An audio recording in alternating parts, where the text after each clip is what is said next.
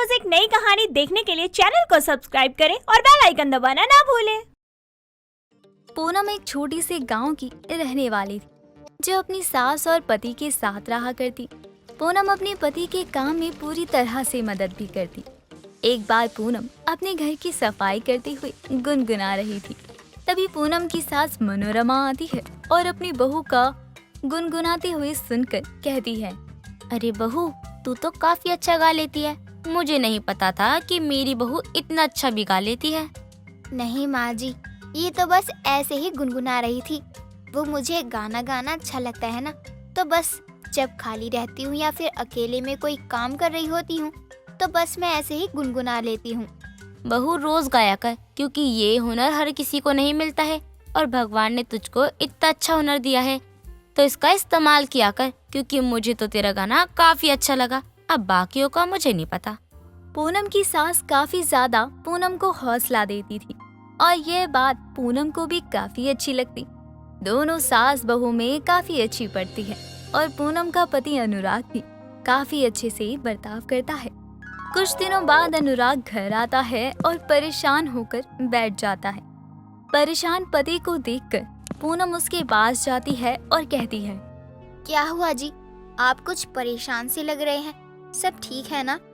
सब ठीक तो है, लेकिन हमारे ढाबे के आगे एक और आदमी ने ढाबा खोल लिया है और अपने दाम बहुत कम कर रखे हैं, तो सारे ग्राहक उसी के पास भाग जाते हैं और मेरा तो काम एक ही दिन में ठप पड़ गया। कोई बात नहीं, इतने परेशान मत होइए। और कम दाम करके कितने दिन किसी का ढाबा चल जाएगा। आज नहीं तो कल वो भी अपने दाम बढ़ाएगी और जब दाम बढ़ेगा तो ग्राहक तो आपके पास ही खींचे चले आएंगे ना, क्योंकि स्वाद तो आपके हाथों में ही है। पूनम अपने पति को समझती है और फिर उसके लिए खाना लगा देती है। अनुराग भी जैसे तैसे अपने मन को बहलाकर सो जाता है। अगले दिन अनुराग काम पर जाता है और फिर यही हाल होता है। ये सब देख देख कर अनुराग काफी परेशान रहने लगता है।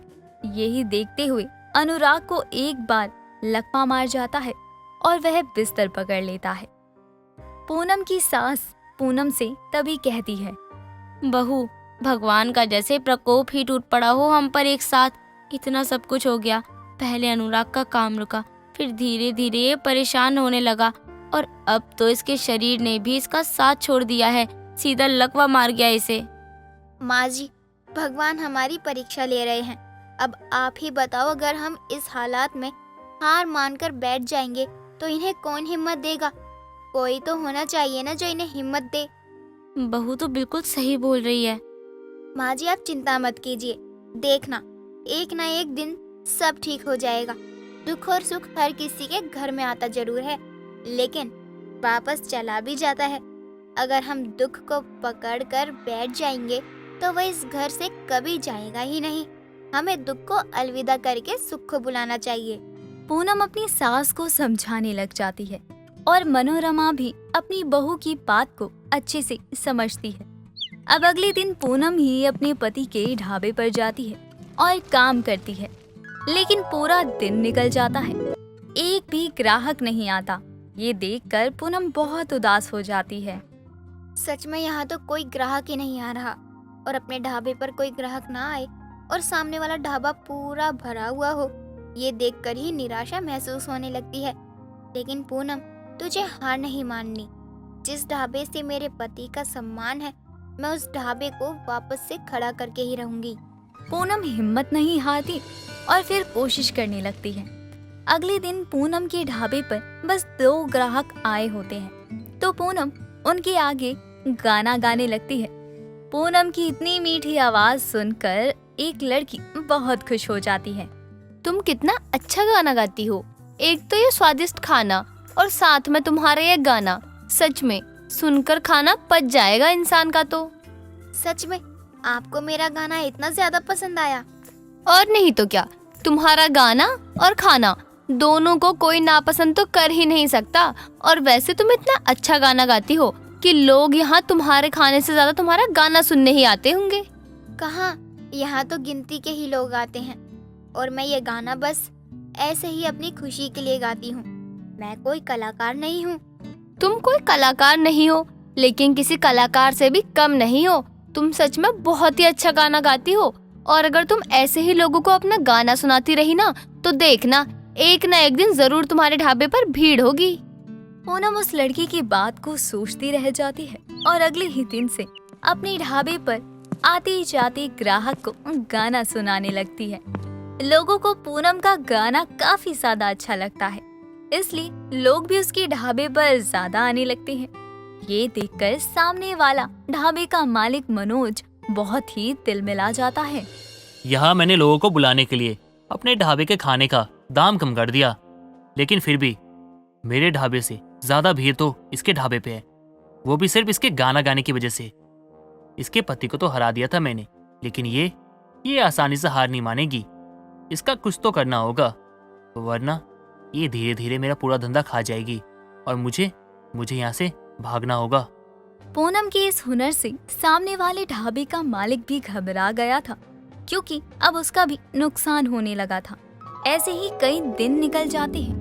कुछ दिनों बाद मनोज अपने ढाबे पर नॉनवेज खाना भी बनवाने लगता है, तो उसी ढाबे पर फिर से भीड़ शुरू हो जाती है। इस बात से पूनम काफी परेशान थी और घर आकर गुमसुम बैठ जाती है। ये देखकर मनोरमा आती है और कहती है, क्या हुआ बहू, तू इतनी उदास क्यों लग रही है? सब ठीक तो है ना? माँ जी कुछ ठीक नहीं है।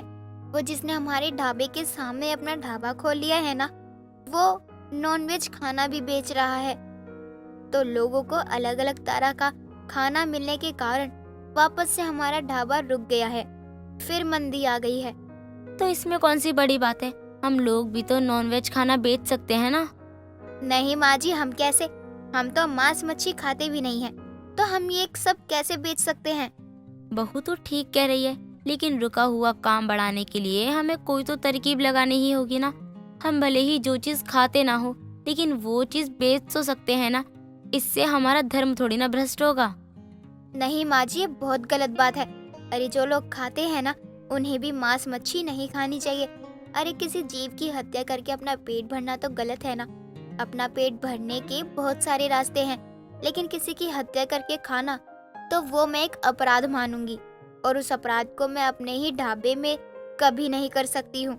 हमारा ढाबा प्योर वेज ढाबा है और आगे भी रहेगा। पूनम की बात मनोरमा को कुछ बोलने ही नहीं देती।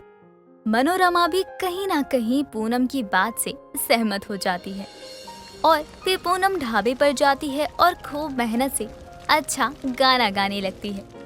लोगों को पूनम की आवाज इतनी अच्छी लग रही थी कि सब लोग खुद ही वहाँ खींचे चले आते, और यही सब मनोज को बिल्कुल भी पसंद नहीं था।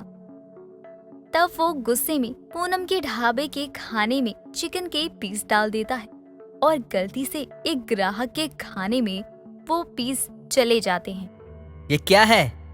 ढाबा प्योर वेज और खाना है मांस मच्छी। मैं बिल्कुल शुद्ध शाकाहारी हूँ। तुम्हारे प्योर वेज ढाबे को देखकर मैं यहाँ आया और तुम लोगों ने मेरा धर्म भ्रष्ट कर दिया।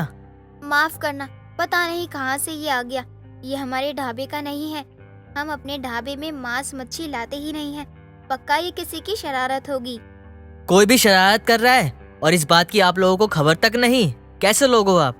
ग्राहक की बात सुनकर पूनम भी बहुत हैरान हो जाती है और थोड़ी सी देर में हर किसी को वेज ढाबे में नॉनवेज खाने की बात पता चलती है। तब पूनम को अपने पति का ढाबा बंद करना पड़ता है। मनोज मन ही मन बहुत खुश होता है, लेकिन कुछ दिनों बाद पूनम अपने नाम से ढाबा खोलती है और दूसरी जगह खोलने से, मेहनत करने से वो कम ही समय में काफी चर्चे में भी आ जाती है और आखिरकार पूनम की मेहनत सफल हो गई थी।